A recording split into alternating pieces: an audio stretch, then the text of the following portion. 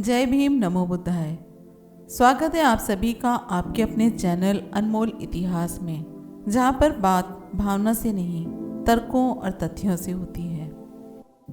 आज हम बात करेंगे भारत के संविधान निर्माता, समाज सुधारक और गहन चिंतक डॉक्टर बी.आर. अम्बेडकर की उन पुस्तकों की जिन्होंने भारत के सामाजिक और राजनीतिक विमर्श को हमेशा के लिए बदल दिया। लेकिन सवाल ये है कि क्या वास्तव में हम बाबा साहेब को उनकी मूल किताबों से जानते हैं या सिर्फ राजनीतिक नारों से? आइए सीधे स्रोतों पर चलते हैं। सबसे पहले बात करेंगे हम उनकी पुस्तक एनिहिलेशन ऑफ कास्ट, जो कि उन्होंने 1936 में लिखी। एनिहिलेशन ऑफ कास्ट ये उनकी सबसे प्रसिद्ध और विवादास्पद पुस्तक है।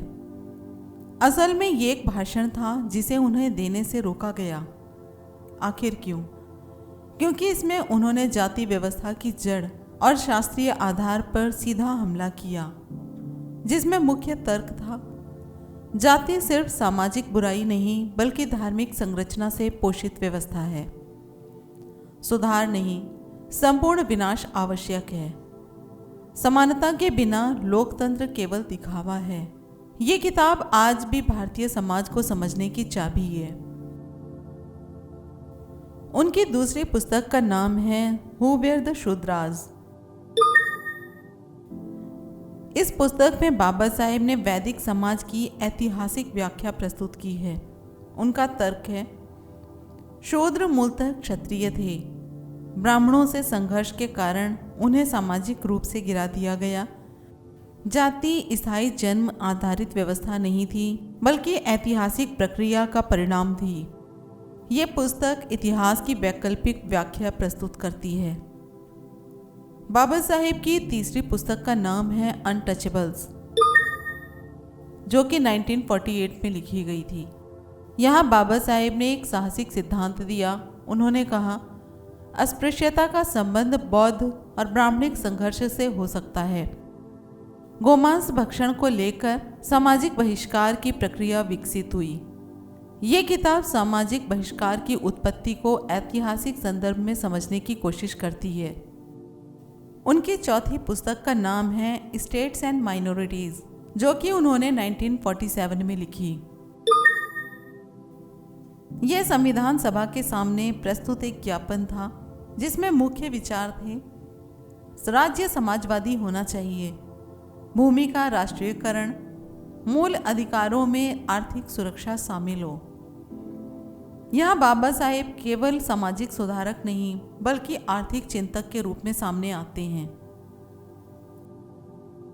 बाबा साहेब की पांचवी पुस्तक का नाम है द बुद्धा एंड हिज धम्मा, जो कि उन्होंने 1957 में लिखी।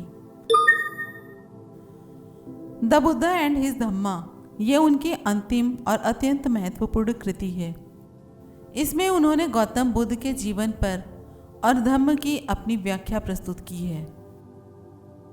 इसमें उन्होंने मुख्य बातें लिखी हैं। बुद्ध का धम्म सामाजिक नैतिकता पर आधारित है, ईश्वरवाद से मुक्त नैतिक दर्शन, समानता और करुणा का समाज। यही पुस्तक उनके बौद्ध धर्म ग्रहण करने की वैचारिक पृष्ठभूमि भी बनती है।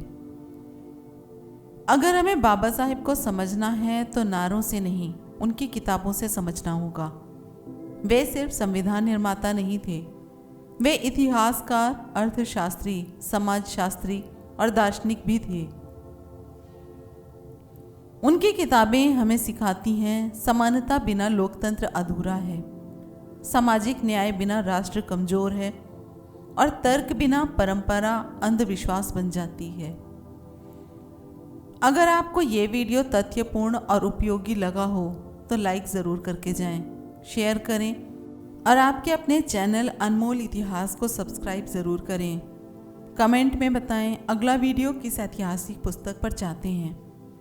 मिलते हैं अगले वीडियो में। जय भीम, नमो बुद्धाय, जय संविधान।